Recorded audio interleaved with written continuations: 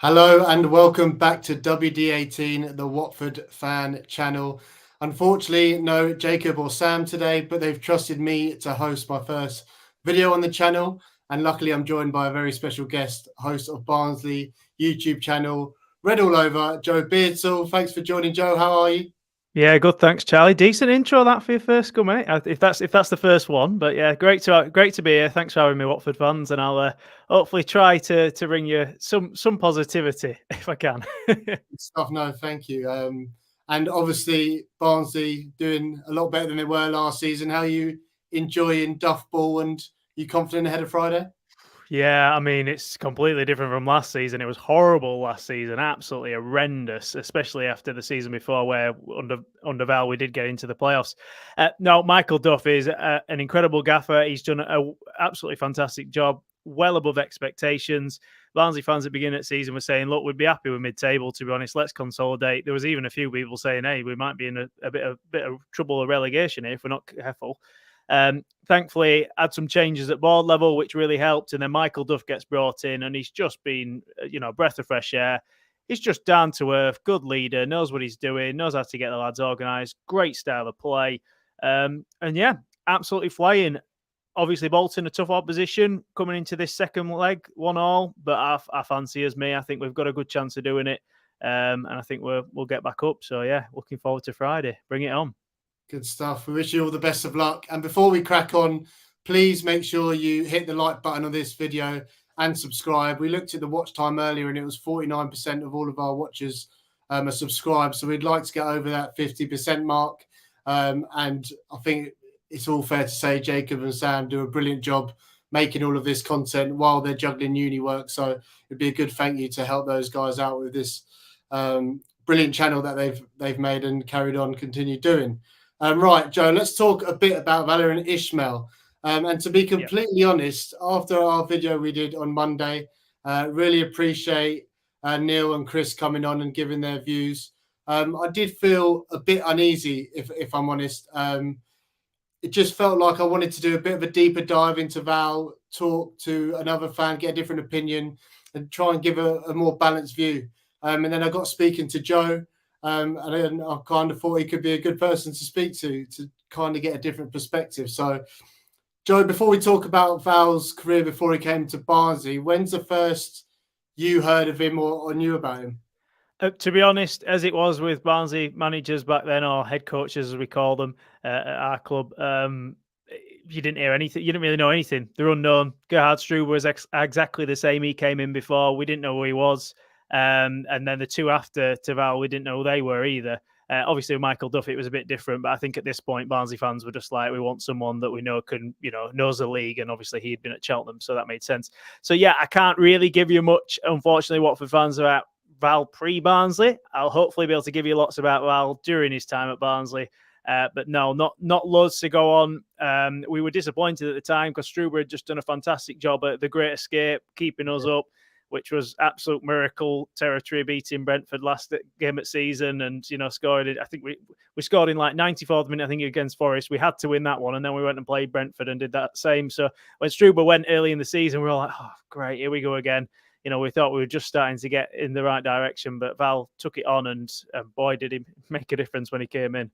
Yeah, big fan of Struber as well. And he was someone who was linked with us a couple of years ago, I think when we were first in the Championship. But let me quickly go through Val's kind of CV through coaching, just to give Watford fans an insight. I don't think we've kind of spoken about it yet. But he started off kind of in the German reserves, Hanover 96-2. That's where he started coaching. He then went on to Wolfsburg, where he won the league. They have like a playoff system, so he lost that final at the Wolfsburg reserve team. He got his first head coach role at Nuremberg. That was pretty short and unsuccessful, so he went back to Wolfsburg too. Again, he won the league with them, and then he got the Wolfsburg first team job. That was pretty short-lived. He went over to Greece and managed a team over there for one game, but fell out with the ownership. And then where he had his best spell was Austrian side Lask, where he followed Oliver Glasner, who won Europa League with Frankfurt. We all know Frankfurt from our sporting director, Ben Manga, who has brought in Valérien Ismaël for this job. At Lask, he had their best ever start to the club's history. He took them to the Champions League playoffs for the first time. He won their Europa League group, which featured Sporting Lisbon, PSV, and then he got all the way to United. He did leave Lask because I think they breached COVID rules because of some of his training techniques or something like that. And that's when Barnsley picked him up. So, Joe, he arrives at Barnsley. What are your first impressions? Yeah, I mean, first impressions were he seemed like quite a leader, quite front-footed, obviously aggressive in his approach, quite strong in terms of his mentality. So you're thinking, okay, good signs, but let's see what he does on pitch. Let's see what he brings. And, you know, a little bit of a patchy start. I recall us losing 4-0 to Bournemouth. Obviously, it's a few years ago now, but 4-0 to Bournemouth, and you're thinking, blooming heck, here we go.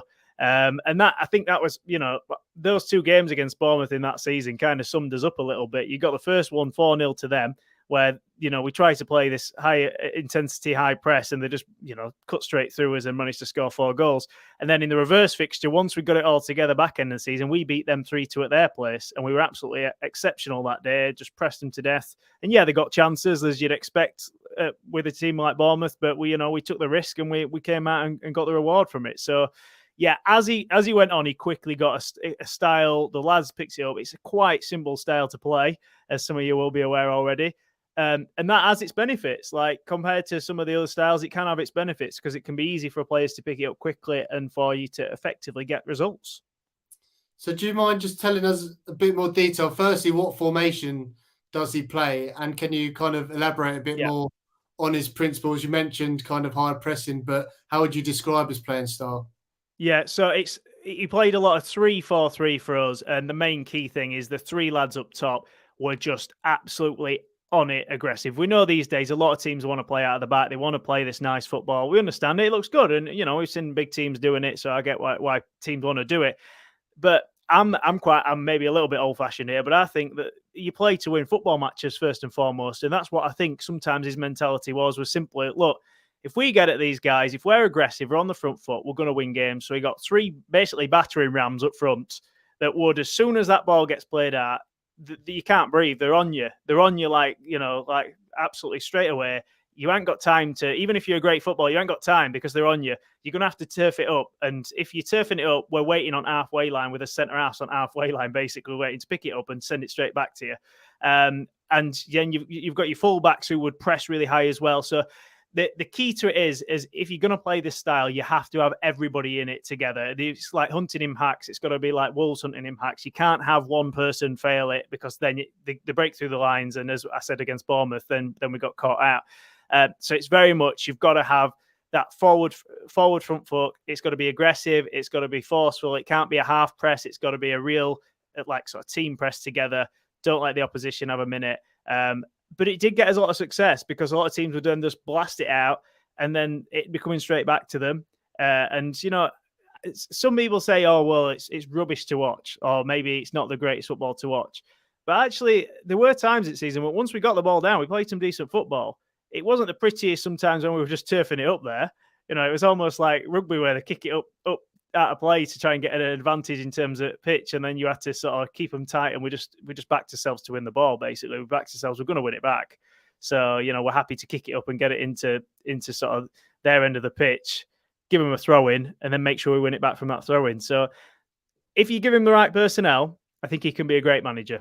But this is key. It's all about the right personnel, and I think that maybe is where he's come unstuck at West Brom. For me, but obviously West Brom fans would know better than me, but yeah, that's where I'm at with it. Yeah, we wanted to show a graphic a bit later on about kind of different characteristics for each player and go through that, but you touched on it a bit, and this was one thing for me why I want to watch football. I want to be entertained. I want to enjoy my team playing football. But did you enjoy it? I think when we spoke to the guys in the last video, they're very much of the opinion of no, it was a hard watch. Was it exhilarating or was it too hoopball? What was your opinion? Mate, Charlie, we just nearly got relegated, and every time Barnsley seemed to reach Championship, we're fighting for relegation. We were going for playoffs. For me personally, like I know it was split fans. Like there were fans who were like, "Oh, this is shocking to watch." So I'm sure there'll be some Barnsley fans screaming at me saying that. But for me, I don't mind it because I love aggressive football. Some people want to see amazing, beautiful football on the ball. I think this is brilliant football off the ball because you are pressing a team to death. You are stopping the team doing what they want to do. So when you're playing teams that are really good footballing sides and you stop them, I get some massive satisfaction out of that. I'm like, they're coming here with their style that everybody's raving about how good it is, and we're stopping them doing it because we're so aggressive in this press and we're so relentless in how enthusiastic we are, how quick we are to get to them. And it's not about being dirty or fouling. It's about being really smart, and you get there quick, you're high energy, you press, and then on 60 minutes, Val goes and swaps it around and brings 3 more strikers on. Now, again, when we look at West Brom, he couldn't do that, could he? Because he only had 3 subs that season. Now he's got 5 again. And that was another key factor for Barnsley. 60 minutes, you've got a defence, the opposition defence thinking, blimey, we've been run ragged here for the last 60 minutes. And they bring three new lads on who are going to do the same for another half an hour. It was just relentless. And for me, I absolutely loved it. Yeah, okay, there were some times where like Alex Mowat had just smashed the ball up and thinking, if you'd have played on floor that time, we could have been clean through. So sometimes there was tweaks where I think he could have made tweaks that would have been better, and telling the players to just hoof it every single time was a little bit frustrating. But generally speaking, overall for me, if you got the right players, I quite like the style because there's nothing I enjoy more than winning the ball high up the pitch and going and scoring. I think that's brilliant. The work rate and the effort, I love that from a goal.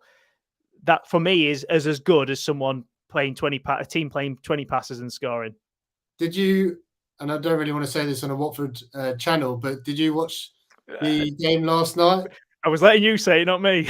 I don't want to say I didn't want to bring it up on here, but yeah, there's similarities. Obviously, Carlton Morris plays for Luton now, and he was absolutely vital to what we did. He was such a key player into that, not just because he's aggressive in his press, but also because he's such a talented player on the ball as well. And it's having those, I guess, in a way, humble characters that are, just going to get stuck in, just going to do the work. They're going to be happy with the style. I think Val may struggle if there's any big egos. I think he needs people who are just going to say, okay, you know what, I'm fully in. I'm just going to do what you tell me to do. I'm going to work my absolute backside off, and I'm going to back myself when I've got the ball that I'm still a talented player and I can still do it. So yeah, I think, and I saw Tony Mowbray's interview last night after, and he was talking about Luton and how, he credited them for their style. I think he said maybe Sunderland won't want to play that way, and and that's fair enough. But for me, I look at it and I think, well, Luton are winning games. They finished 4th for a reason. It's because of the style of play they're playing and the fact that teams can't cope with it. So, yeah. Hey, sorry, Watford fans. I know you're not lining for that. But... I mean, the reality is it's a really hard. It was a hard watch for me yesterday, but I'm looking at Luton. I'm thinking this reminds me. This is what I think Val ball could be like, just because, like you said, the out of possession stuff. And I was hating it because they were doing so well, and then just getting balls in the box. They play horrible. But if you look at the reaction afterwards, everyone just talked about the togetherness, the intensity, how they worked. And we hate Luton, but what they are as a club is everything we want to be. Do you know what I mean? They've got the right infrastructure in place. They're all going in the same direction. They believe in a head coach. It's difficult to say that, but that's the reality. So it was interesting when I made those comparisons and you agreed. Yeah. I was thinking about whether to bring it up. I had it written down. It's like, do I not? But I agree. And I know it stings for you guys at the minute with this situation where you're at, and obviously Luton. But hopefully Val will bring some elements of that sort of style that can really turn things around for you. And I hope that happens. Yeah, we had one question which we haven't really talked upon this video, last video yet. It was from Danny on Twitter. He said, what can we expect from Val in regards to kind of post-match interviews, pre-game interviews? And did he I know it was hard during COVID, but what did you make of him character-wise? And did he get in touch with the fans, or was he appreciative of the fans? I know they weren't there. It was very difficult because it was COVID time. So I have to admit, I can't give too much on that. It's a weird one because in one sense, he's got us to the playoffs. So, if you're looking at like that as an achievement in itself, he's got us to the Championship playoffs. For a club like Barnsley, like that's an amazing achievement. So we're not there very often. So it's a fantastic achievement and he'll always be remembered for that. But in the other sense, he wasn't with us that long. It was in COVID time. So we didn't get to really meet him very often. We didn't get to see him. I don't think I ever actually ended up having a conversation with him in the end, whereas every other manager I've interviewed or spoke to or, So I had conversations with, and it was just because of the COVID stuff. So it's hard for us to say. I mean, his post-match interviews, it was felt it was quite straight talking, and just sort of got on with it. We won a lot of games when he was with us, so it's always easier to do a post-match interview when you win a lot of games. You know what I mean? I often try to. I think you can learn more about a gaffer when he comes out after a loss and sort of talks than maybe a win. So I can't give too much. Sorry to Danny. Sorry to Danny that I can't give too much else apart from. Yeah, it was fine. It was fine, but obviously didn't like losing, as we know. He's a winner, and that's something that you want as a gaffer. That's what you want. A bit more of a technical question. Yeah. A tactical one from Luke Lewans. Was there a difference in the playing style when Daryl DK arrived? Was it a bit more direct than when you had just Woodrow and Chaplin behind it? Yeah, that's when we really kicked on. So January, it was basically so the end of January, we'd signed Morris, we'd signed DK, and that's where suddenly this style of play that we'd been getting there with, it started to really hit. And that's where we went on a 7-game winning run, which was just unbelievable. And that's where we basically got into the playoffs. We went on this 7-game winning run. And it was because we got Daryl DK, we got Carlton Morris. Again, like I said right at the beginning of this video, the key to if Val's going to be successful at Watford is he needs a bit of time, and he needs time to get the right players in that are going to do the job for him. I am a genuine believer that I think if Daryl DK had not unfortunately had that bad injury at West Brom, I think Val would have done a lot better. West Brom fans may well disagree with me, and that's fine. I'm only talking from an outside point of view, but as soon as he got injured, I thought, oh, that's a real shame for Val because he was so key for us. Him and Morris were the two that they're just absolutely, like I said, battering rams up front. We did go a bit more direct.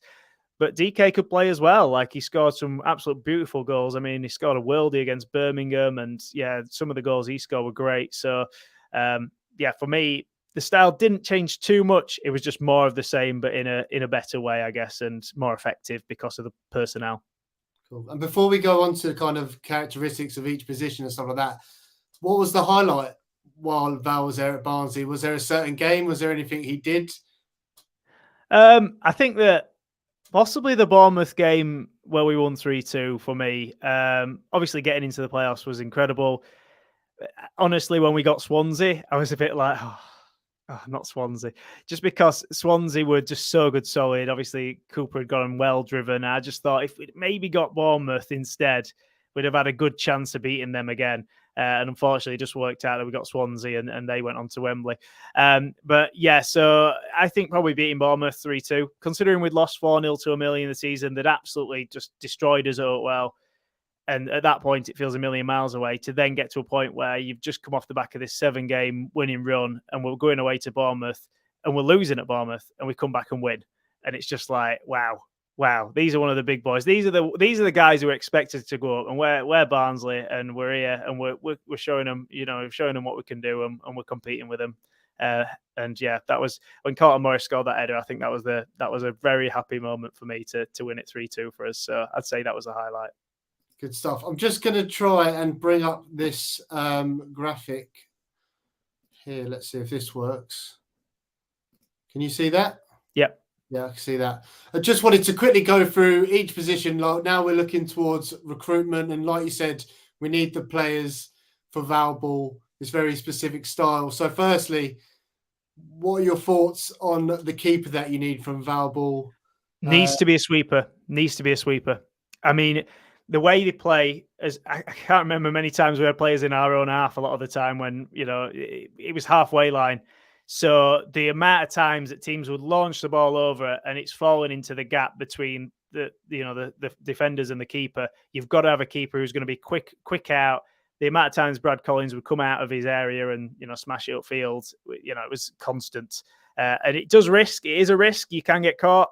But you've got to have someone who's really confident and just ready to come and smack it out. It's almost like Brad Collins was playing as an outfield player a lot of the time in the season because he was just waiting there to come and smack it out before the striker got on the end of it. So, sweeper keeper, got to be someone who's confident on the ball, I think.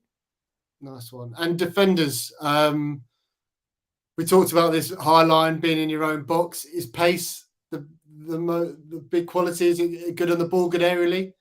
Yeah, I mean, we had Mads Anderson, who's pretty quick, but not the fastest. and he's still playing for us. So, and he's good defensively. But Jordan Williams for us, he's like lightning. And he was really key. And there was other players like Callum Styles who, fairly good at getting back as well. So I think, yeah, we had at least one person who could come on the cover who was quick. We had Toby Sibic as well, who was fairly quick back then. So, yeah, having at least one defender who can be on the cover, who was going to be quick. And Callum Britton, the amount of times he cleared the ball off the line or just got in and made a last-ditch tackle. I can't believe I forgot him. He was actually probably the one who did it the most for us. So yeah, it's just having two or three really defenders who have got a bit of pace and can just cover for you. And then the risk becomes, it just becomes less of a risk that you're going to get caught out, basically. And the midfield, we've talked a lot about Alex Mowat. I don't know how important he was while he was at Barnsley.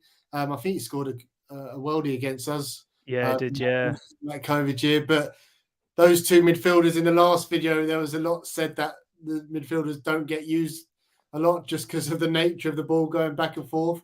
Is that true? Is there a difference between the two midfielders? No, I'd agree with that.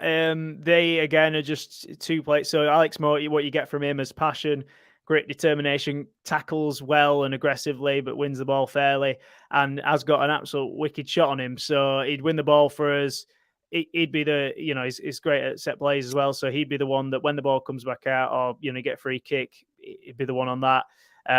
So having someone who, obviously he's absolute quality to be able to do all those different attributes. But if you've got someone who can, again, be aggressive in terms of winning the ball back and then be ready to knock it back up, he was key to us in that. But there wasn't too much football played in that centre of the park. The other one was Ramal Harmer that we had at the other side. Again, just a young lad who was just going to put his, work really hard to win the ball back for us and press really aggressively. So, yeah, a lot of the time the ball did skip that centre mid position because it was always flying over the top and then back.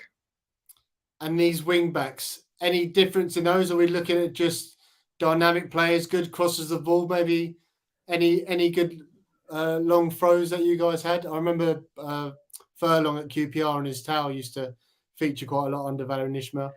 Yeah, we had Callum Britton. I think that for me, the main thing is just to have two young lads, ideally, who are very aggressive in the press and very energetic. It's just the theme of Val, but they're really important because if you've got your strikers pressing and then you ain't got anything behind it, a lot of the time the wing backs were actually playing so far up front because they were ready to be there for that secondary press after the strikers. If the defence gets through the strikers, then they were ready to win the ball back and pinch it, which a lot of the time Callum Styles and Britton did.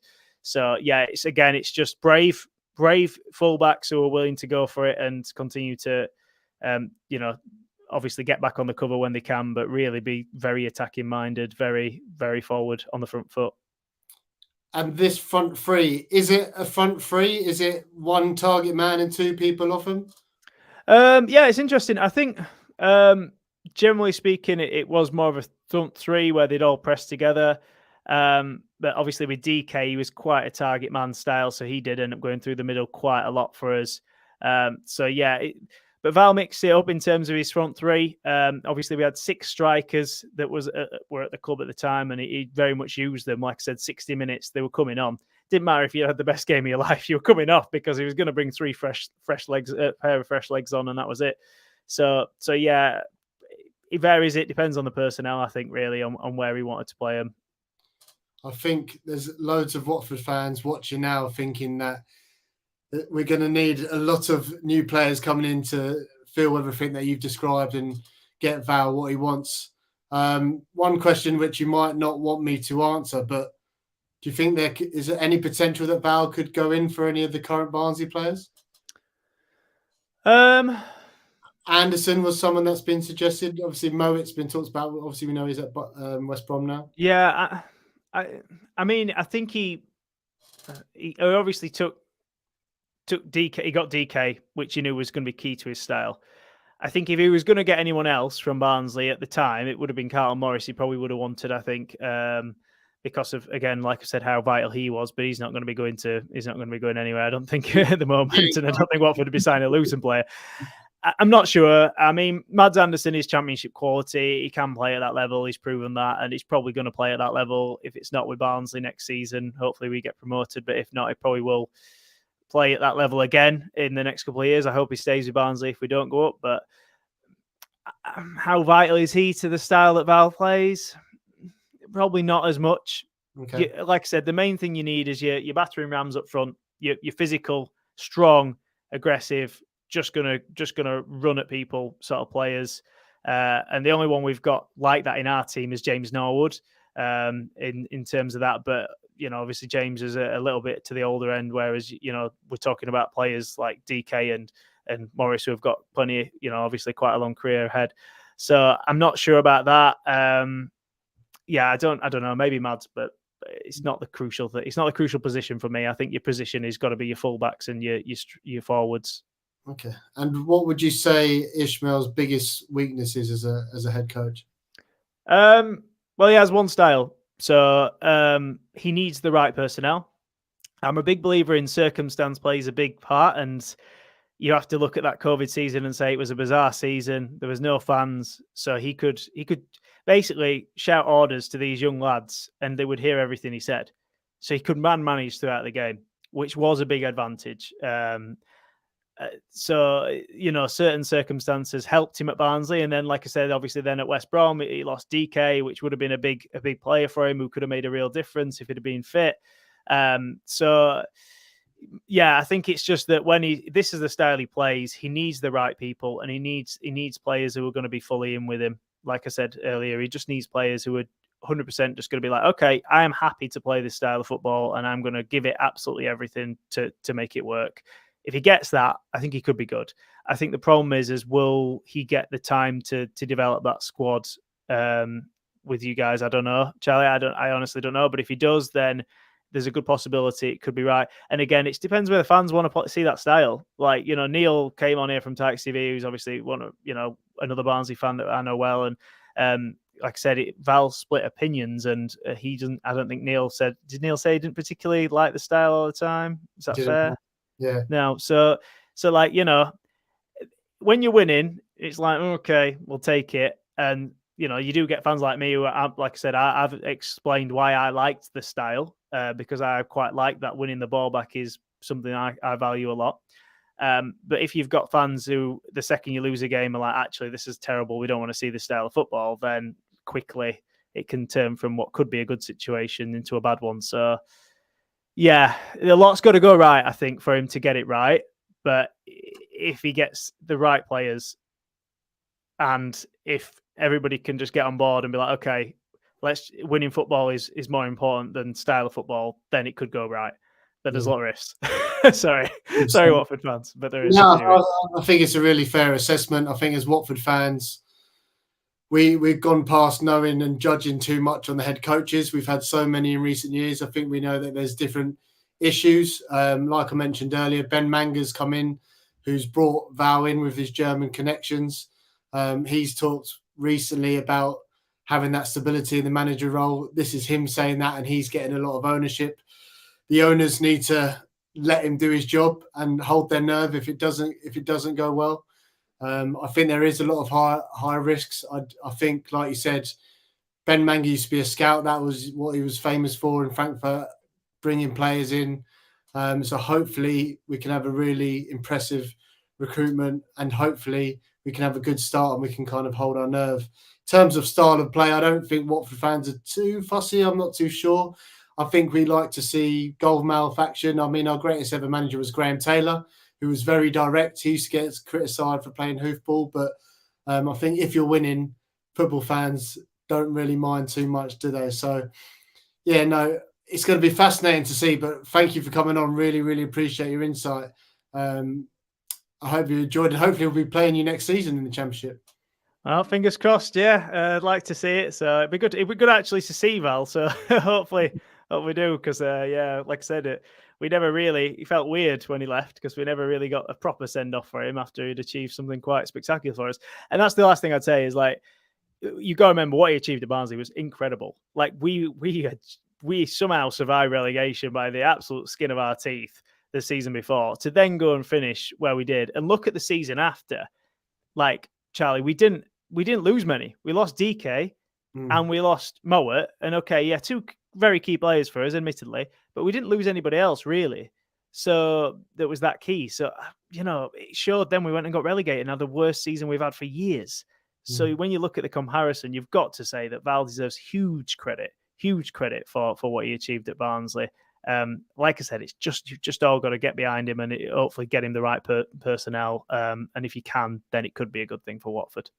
Absolutely. I just think different coaches in different scenarios. You look at another coach, Nathan Jones, perfectly suited to Luton. He's tried to do his thing at Stoke and Southampton. It's not worked out. Carlos Corberán, who's doing really well, West Brom, Olympiacos weren't having him. So I was just really keen to do another video and get another perspective, because I think it's really important that Watford fans, I think we're going to get behind the manager, but I want us to have a positive feeling, and I don't want any negative thoughts going into the season, because if the fan base start turning, it's not great. We all need to get behind the manager, and I'm sure your insight has kind of helped people, and I'm sure we're going to get on board once we see what kind of signings we bring in the style of football. So thanks for everybody watching. Thanks for Joe for joining. Thanks for everybody sending their questions. We will be back soon. We've got our famous keep, loan, sell video coming up. And I'm really interested to do the players Watford should sign video. So if anyone is keen to see those videos, get in the comments, let us know if you want to be involved. The Watford women are in the the promotion final on Saturday. It's being streamed on BBC iPlayer. So if you can't get to Milton Keynes to support the Golden Girls, make sure you watch that. That could be one thing to save our season. And like I said before, hit the like button for this video, subscribe, and we'll be back very shortly for another video. Thanks, everyone, and up the Hornets.